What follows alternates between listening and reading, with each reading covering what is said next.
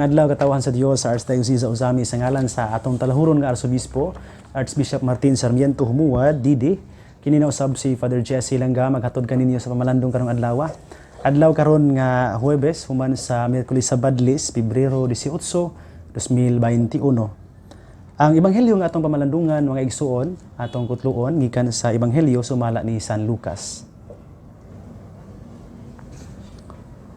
Si Jesus miingon sa iyang mga tinun-an, ang anak sa tao kinahanglan nga mag-antos pag-ayo o gisalikway sa mga punuan sa mga Hudiyo, sa mga kadagkuan sa mga pari o sa mga magtutudlo sa balaod. Patyon siya o banhawon sa ikatulo ka adlaw. O miingon siya sa tanan, kung may buot musunod kanako, kinahanglan nga magdumili siya sa iyang kaugalingon, magpasan sa iyang krus sa tanang adlaw o magsunod kanako. Kay ang buot magluwas sa iyang kinabuhi kawad-an hinuon niini. Apan ang kawad-an sa iyang kinabuhi tungod kanako magluwas niini. Aduna ba'y makuha ang tao kung maiya ang tibuok kalibutan apan mawala ang iyang kinabuhi? Wala gayod. Mga igsuon ang ebanghelyo sa Ginoo. Daygon ikaw o Kristo. Nadumdum ko sa istorya mahitungod ni San Cipriano mga igsuon. Matod pa si San Cipriano tungod sa iyang pagtuo gidakop siya no. O pagdakop niya gi-trial siya before the magistrate niya. Atubangan sa magistrado gitawag siya, ikaw ba si Tacios Ciprianos na iyang ngalan nga tinuod Tacios Ciprianos man. Dali siyang mitubag ug miingon, ako kana. Sumpay ang magistrado pag-ingon, ang emperador nagsugo nga ikaw tungod sa imong pagtuo kinahanglan nga magsakripisyo, mamatay no. Tubag dayon si San Cipriano, sige, akong dawaton ang silot no. Ang magistrado miingon tingali naluoy tingali ang magistrado mahimo ba nga i-reconsider nimo no ang kanang masig naa pag kay makabiyain na lang yung pagtuo ana ba yan nga istorya no aron dili ka mamatay no. Pero si San Cipriano miingon wala na ko makinahanglan nga og hunahuna aron mausab ang akong hunahuna akong desisyon. What I have said is already my firm resolve to die for the Lord. Diha-diha, ang magistrado miingon ngadto sa emperador, si Tacios Ciprianos kinahanglang mamatay pinagi sa espada. Pagkadungo gayod ni San Cipriano sa verdict no sa hukom sa magistrado ngadto niya, sa makusog nga tingog miingon siya, thanks be to God. Salamatan nato ang Dios. Pagkatalagsaon kay no taliwala sa mga pagsulay pasalamaton gihapon siya sa Ginoo. Ako nang gisultin yung mga igsuon tungod kay sa ebanghelyo mangud karong adlaw, si Jesus gyud mismo ang mipaklaro, mipadayag sa mga requirements alang ni atong gusto nga mosunod niya o sa iyahang misyon. Diha sa ebanghelyo siya na mismo ang miingon, if anyone wishes to come after me, he must deny himself, take up his cross and follow me. Kinahanglan nga magdumili sa siyang kaugalingon, pasanon niya ang iyang krus adlaw-adlaw ug magsunod kanako. Tulo ka mga requirements diay mga igsuon ang giklaro sa Ginoo diha sa ebanghelyo. Una, kinahanglan nga ang mosunod niya magdumili sa kaugalingon. Usa bay buot pasabot sa pagdumili sa kaugalingon. Kini nagpasabot mga igsuon nga ang atong mga kaugalingon kung magsunod kita sa Ginoo, dili na ato kun dili iya na sa Ginoo. Sa ato pa kay dili naman ato ang atong kaugalingon bisan unsa nga atong gigunitan. Bisan unsa nga atong gipaningkamutan nga makabot, bisan unsa nga atong gihuna-huna nga atoa, dili na atoa kun dili iya na sa Ginoo. Usay buot pasabot ana sa lawom nga pagkasulti. Buot pasabot nga nagkinabuhi ta dili alang sa atong kaugalingon, dili alang sa atong mga minahal sa kinabuhi, kundi alang sa mga tao nga atong gialagaran ug alang sa Ginoo mismo. Our lives are for Jesus alone and for those whom He wants us to serve. Ang atong mga kinabuhi dili na ato kundi iya sa Ginoo ug alang ni atong mga tao nga gusto sa Ginoo nga atong tagaan sa atong kaugalingon, atong alagaran. Diha sa atong pagdumili sa atong kaugalingon, nituman ta sa gisugo sa Ginoo. Aron nga samtang nagtuman ta sa iyang mga sugo, gidinay nato atong kaugalingon tungod kay wala man nato sundang atong kaugalingon nga mga desires o gusto. Diha sa atong kaugalingon po sa atong pagdinay sa atong kaugalingon aron sa Ginoo, mas gihimaya nato ang atong Ginoo kaysa sa atong kaugalingon. O ug diha sa atong pagdumili sa atong kaugalingon, atong gi-acknowledge ang Dios nga mao itagiya sa tanan, inay nga ang akong kaugalingon mao ay mahimong sentro sa akong mga gibutan.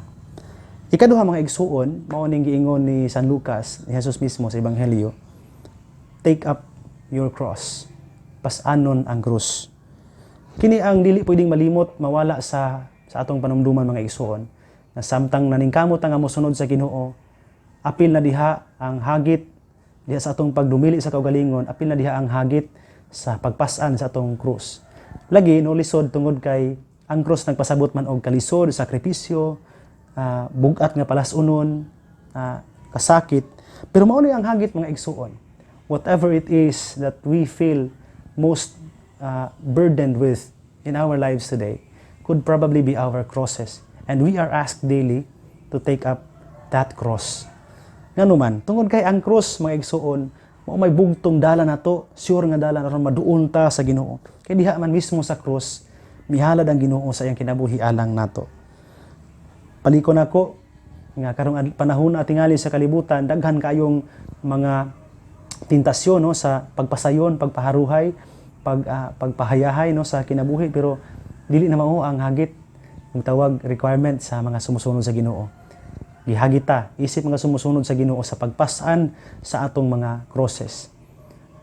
Kasagaran tingali nato, dili ganahan no, nga mas sana mabugatan, dili ganahang muantos, mauna nga kung sa panglitan sa relasyon gani no, kung dili na gani murag ganahan sa iyang partner, o di na gani ganahan sa iyang bana o sa iyang asawa, tungod sa iyang kinaiya no, wala gani kanabang murag mag-away gani tungod kay nagkalalis-lalis niya, dili magkasinabtanay na dayon, biyaan no, tungod kay dili gunahang bantos, og panangtad sa trabaho gani no, nagtrabaho ya tungod kay murag bugat nga trabaho, dili sa ganahan tungod kay bugat nga trabaho, biya sa trabaho, di ba kaha diha sa ato ang pagpangalagad po no, kay murag bugat kayo ang tahas nga gihatag unya, dili tabangan sa imong mga constituents, sa imong mga kauban sa kapilya maghawar asa dapita, muundang tungod kay dili ganahan, tungod kay mo man ang hagit ug tentasyon nga magpahayahay, magpagaan, pero ang hagit requirement ay mga igsuon alang sa mga musunod sa Ginoo, mao ang pagpas-an sa atong kaugalingong mga krus adlaw-adlaw. Bahalag bugat, bahalag sakit, bahalag kapoy, bahalag luya, ang hagit mao nga mopas-an ta sa atong cross mga igsoon. Ikatulo katapusan nga hagit requirement sa ebanghelyo alang sa mga sumusunod sa Ginoo, mao ning pagsunod kanunay sa Ginoo. Kadumdum ko sa una dihang naghatag ko og recollection retreat sa mga lay ministers sa Baliangaw. Usa sa mga lay ministers miingon nila, Father, kanang giingon sa Ginoo nga follow him, buot pasabot ba ana nga magpaluyo ko? Duol po no, doon kayo ba? Follow him, maong mag-follow you. I will follow you, Lord.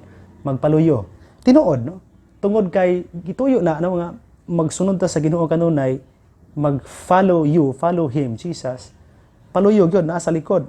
Aron nga ang atong mga mata dili mawala sa Ginoo nga atong gisunod. Ibasin ba og lahi na di ang atong gisuhid, di na mao, dili na ang Ginoo. Mao ning gipaklaro kaayo sa Ginoo karon. Follow me. So let us follow him. Kaya nag-follow man ta niya, mag-follow yo gyud ta, magpaluyo, magpalikod aron ang atong mga mata dili mawala sa atong kanunay nga pagtan-aw sa Ginoo. O gawas sa atong mga mata nga nagtan-aw kanunay sa Ginoo, ang atong mga kasing-kasing dili pod mahimong sukwahi sa kasing-kasing sa Ginoo nga mo'y atong gisunod. Kaya ang atong kasing-kasing, mao man ni ang kasing-kasing sa Ginoo nga may mahimong representante sa iyang gugma alang sa mga nagkinahanglan. Sunod tingali gawas sa kasing-kasing, ang atong mga kamot pod dili mahimong sukwahi sa kamot sa Ginoo. Inay nga mahimong instrumento sa sakit sa ubang mga tao, sa pag-antos sa mga tao, sa pagdagmal ang atong mga kamot mga igsuon kay gisunod nato ang Ginoo, nagpaluyo ta niya, mahimo pud nga kamot sama sa Ginoo nga mamumahon, mapanggaon, abli kanunay nga mutabang sa mga kinahanglan. Labi na sa mga igsuon natong kabus og wala gyoy intawoy bisan unsa na lang nga sana ikabuga para sa ilang kaugalingon. O gawas sa atong mga kamot, ang atong mga tiil pod kay nagsunod man ta sa Ginoo, mahimong sama ang atong mga lakang sa iyang mga lakang nga nagdala nato paduol niya, inay nga mulayo na nuon ta sa Ginoo. Mao ni atong pamalandungan mga igsuon. Og dindot tungod kay sa ebanghelyo ni San Lucas nga mao ebanghelyo karong adlaw, dunay gidugang nga pulong si San Lucas nga lahi sa mga kani mong nga ebanghelyo mga igsoon kini giingon ni Jesus, kinahanglan katong musunod kanako kung pasan mag-deny sa iyang kaugalingon, pasan sa iyang cross og musunod kanako naa ni tanan sa synoptic gospels, no? Sa ebanghelyo ni San Mateo, San Marcos, ug San Lucas. Pero ang nakalahi lang ni San Lucas tungod kay ang gidugangan sa pulong adlaw-adlaw. Muna niya, tungod kay pahinumduman ta ni San Lucas mga igsoon. Gahapon gamisa ko gahapon sa mga baryo no sa Santa Teresita no dito sa una na kong misa dito sa Lipusong rin pagka alas 10 dito sa Kabatuan daghanas tao lagi no daghang kaayong tao. Pero karon no Huwebes Santo gahapon daghang kaayong tao sa dito po sa Muntol ug sa Pantaon pagkahapon nagmisa po dito. Daghang kaayong tao, puno gid ang mga kapilya ba. Pero pag-abot dito na to sa Miyerkules Padlis man gud muna daghang kaayong tao padera na. Pag-abot sa Huwebes human sa Miyerkules Padlis, gamay na kay nanimba. Mura ba og nagpasabot nga asa mo tong mga tao gahapon nga daghan kaayo. Kamay naman lang karon, wa man pud kumuingon nga simba gid mo kay di man pud pwede nga maghurot kita sa simbahan. Pero kana bang naasa man tong atong resolve nga mosunod sa Ginoo. Sugod gahapon 40 diyas man taman sa before sa katapusang panihapon sa Ginoo sa Huwebes Santo 40 ka adlaw. Asa man tong resolve nato nga mosunod niya. Dili ra man god ang punto mga ison nga dili ra man god karong adlaw no ang pagpaningkamot nga mosunod ta niya. Pagpaningkamot nga mapasaan sa krus o pagpaningkamot nga magdumili sa kaugalingon. Gidugang gyud ni San Lucas kining pulong daily adlaw-adlaw aron pahinumduman ta nga dili ra karon kun dili adlaw-adlaw sa atong pagkinabuhi mga igsuon anado na to atong kaugalingon nga maningkamot nga magdumili sa kaugalingon o pas-an sa atong mga palasunon atong krus ug mosunod kanunay sa Ginoo. Muhimo sa mga butang ayang gihimo. Dili ra pud ni nakadepende sa tong mood. Karon kay ganahan man ko nya ugma di naman. So karon ra ko muhimo, ugma di na. Dili. Adlaw-adlaw gyud. So, balik ko na ko mga igsuon ang giingon sa Ginoo. If anyone wishes to come after me, he must deny himself, take up his cross and follow me daily mga igsuon. So love daily, my dear friends. Mahigugma ka adlaw-adlaw. Tabang adlaw-adlaw, pag ampo kanunay adlaw-adlaw. Bahalag di gud ka magpuasa adlaw-adlaw no. Pagpuasa no sa mga panahon nga gilatid sa simbahan ug tabang sa mga nagkinahanglan. Dili tingali adlaw-adlaw tungod kay wa man tay ikahatag kanunay adlaw-adlaw, pero sa mga panahon nga gitawag ta og giagni sa pagtabang sa mga nagkinahanglan. Ayaw pagdumili igsuon. May igsuon tuguti ko pag-greet sa tanan nga mga nagtan-aw karon sa on air no sa ato ang pamalandong matag adlaw ug naminaw sa atong radyo. Mayong adlaw may buntag yung tanan diha. Ug sa mga nag-follow ug nag-subscribe sa ato ang YouTube channel, mayong adlaw may buntag yung tanan diha. Ug salamat kayo sa inyong pagsuporta no sa mga programa sa DXDD ug sa DXDD channel mismo no. Ug greetings din karon no sa mga nagkadaiyang mga parokya ikan dito sa parokya sa Concepcion, Espandalaga, din ngadto sa Don Victoriano ug Liluan Bonifacio no.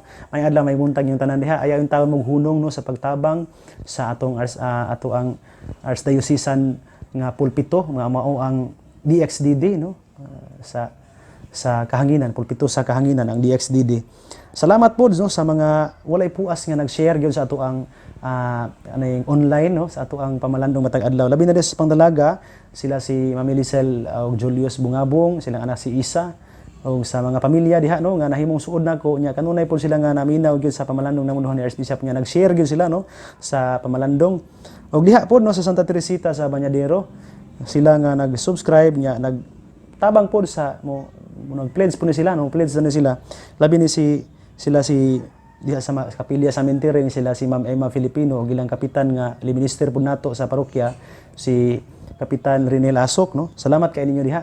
Sa mga kapilya pod nga naminaw kanunay nya nagsunod gyud sa programa sa DXDD kaning kapilya sa Muntol, sa Pantaon, sa Perlipusong, sa Kabatuan, sa Dispikas pod nga side no sa Kinuman, sa Pulot no sa tanan nga mga maabot natong Sibya may adlaw kanilang tanan diha no. Salamat sa inyong pagsuporta kanunay no.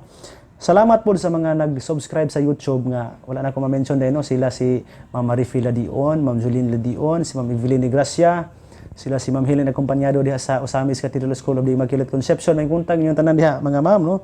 Nya special greetings ako sa mga naminaw karon sa mga panimalay nila, no, sila si Ma'am Chris og Sir Alan Lubitania, no, sa ilang pamilya, si Kuya Ben og Ate Rafaela Estusi sa Bongbong, no, si Daryl Estusi pod, no, sa iyang asawag mga anak, sila pod si kuan diha, no, Nanay Hile Novo sa Bañadero, si Doktora Lady Mayres Perez Novo, Novo Perez, no, sa ilang ayang bana nga si Kuya Aldrin Perez, ug siyang mga anak, no, si Adriana, si Paula o si Japoy, na may adlang may muntag nga diha. Ngadto pod kang Paridudong Tumataw sa iyang mga anak diha sa siyang asawa diha sa Kabatuan o sa ilang mga silingan, no, mga pamilya diha sa Tak-an, Duhay Lungsod, Mides. May adlaw may muntag nga tanan diha. Ngadto pod kang Sir Ayan ug Ma'am Jean Veloso sa ilang anak nga si RJ diha sa Kabatuan. May adlaw may muntag nga tanan. Usbon ako sa tanan nga laminaw karong adlaw, mayong adlaw may muntag kang tanan diha. Hangyoon mo kamo sa kanunay nga pag-share, no, aron daghan pa gyud ang makadungog sa atong pamalandong. Og alang niadtong gustong mo tabang sa DXDD, no, pwede mo pledge, no, sa DXDD alang sa ato ang tabang, no, diha sa atong istasyon, no, tungod kay hangtod karon nga naningkamot pag taon atong CEO si Father Daryl Rosales o ni Archbishop Martin, no, sa nga makasurvive in taon ang ato ang istasyonan, no, tungod kay hangtod daghan mi taong utang ning atong istasyonan, no. Kung makatabang mo diha sa inyong ginagmay nga pamaagi, ginagmay nga mga pledge, no, maayo kayo, no, nindot kayo, no, nga makatabang, no, sa ginagmayng paagi. So kadto lang, no, igsuon ang maayong balita nga mao ang pulong sa Dios, ang ayan gayud nga pamation, pamalandungan ug paningkamutan nga mapuy-an. Bulahan ang tawo nga naningkamot nga magpuyo sa pulong sa Ginoo. Sama siya sa kakahoy nga gitanom daplin sa sapa kansang mga dahon dili gayud malaya og timpo sa tingbong nga mamunga siya maayong mga bunga. Igsuon ug manausab uban sa pangaman sa atong mahal nga inahan Santa Maria nga gitawag sa mga misa-mison ug ang Birhen sa kuta, ang Dios magpanalangin kanimo kanunay. Sa ngalan sa Amahan, sa Anak, sa Espiritu Santo. Amen.